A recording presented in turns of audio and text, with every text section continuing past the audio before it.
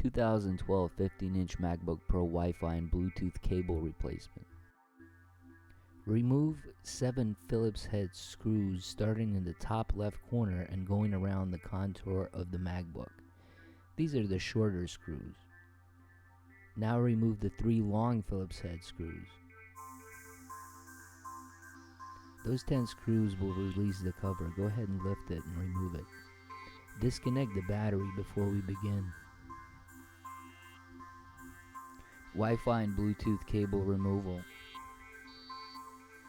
Begin by starting to pry one of the corners of the cable guard tape with tweezers.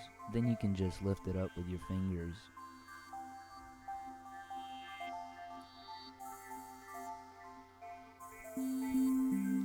Once the card side connection of the cable is exposed, go ahead and disconnect the cable from the logic board and the card. Wi-Fi Bluetooth cable installation. Reconnect the cable to the card and to the logic board. Cover the tape back. Reconnect the battery.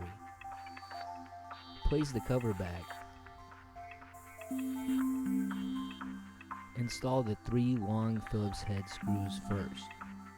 Starting in the top right corner, going left.